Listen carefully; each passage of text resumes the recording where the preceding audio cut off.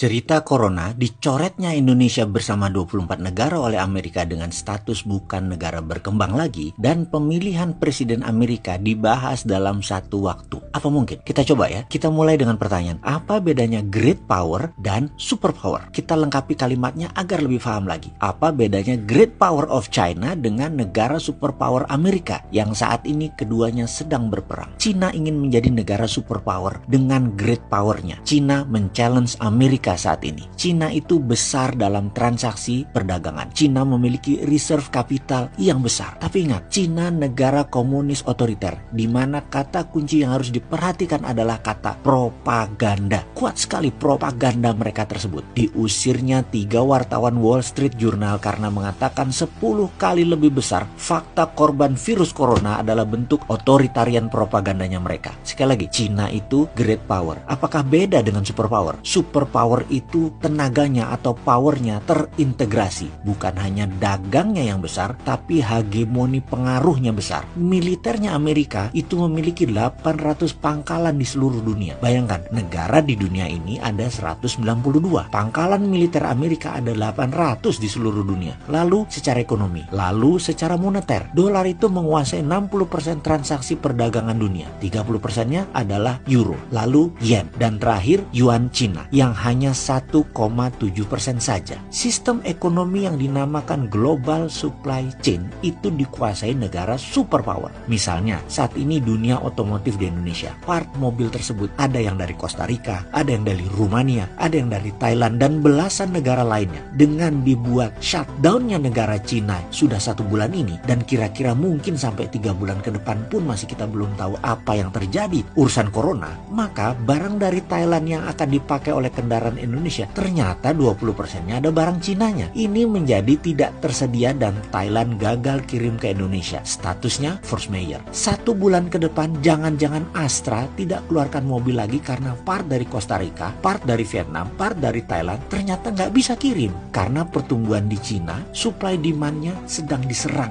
Maka strategi supaya Cina tetap bisa survive itu bagaimana? Cina mempunyai reserve currency dolar yang banyak. Karena itu dia akan pakai sebagai senjata proksinya. Misalnya, Cina ke Indonesia, invest di sana, FDI, Foreign Direct Investment. Dan ingat, FDI asing itu otak mereka adalah bagaimana mendapatkan dolar. Produknya kalau bisa ya harus ekspor keluar dari negara tersebut. Cina invest di Indonesia, produknya adalah untuk ekspor supaya dapat dolar. Itu harus dan itu pasti. Apa yang Amerika lakukan agar investasi direct tadi tidak menghasilkan dolar? Gampang. Negara yang menjadi konco temannya Cina dicoret statusnya dari negara berkembang menjadi negara maju. Kalau negara berkembang ekspor ke Amerika, pajaknya murah. Katakanlah 5% pajak masuk ke Amerika. Tapi kalau sudah menjadi negara maju, pajaknya jadi 20%. Dengan strategi ini, Cina jadi nggak akan mau untuk meletakkan uang invest di Indonesia dan di 24 negara teman Cina yang tadi dikepung oleh Amerika. Karena apa? Karena investasinya yang tadinya buat proksi untuk menghasilkan dolar, jadi nggak ada gunanya. Kemahalan barangnya. Kita Indonesia jadi serba salah. Sok genit dengan Cina ternyata nggak dapat banyak manfaatnya. Sudah 5 tahun ini diperes-peres susunya tapi seperti sapi, gak dikawin-kawin. Dengan Amerika sok mulai genit-genit sekarang. Amerika sayangnya tidak melihat Indonesia seksi lagi. Sudah diperes-peres susunya sama Cina. Kegeeran Indonesia yang merasa seksi, punya sumber alam yang bagus, tapi gak bagus karena genitnya. Amerika ternyata sekarang sudah pacaran dengan Malaysia, dengan Thailand, dengan Vietnam, dan dengan India. Mau bukti? Trump itu nginepnya lama saat ini di India. Indonesia dilewatin aja. Jadi sekali lagi, apa solusinya ke depan wahai pejabat negara? Ekonomi kita ini bisa tekor terus dan membawa kemiskinan. Kata Umar bin Khattab, kemiskinan itu dekat dengan kekufuran. Jadi ayo, mana solusinya? Pokoknya jangan si bosman yang sontoloyo ini ditanya. Takut dikira ngeledek. Saya mah pedagang kecil pak, pengen sehat dan pengen damai NKRI-nya. Itu aja kok.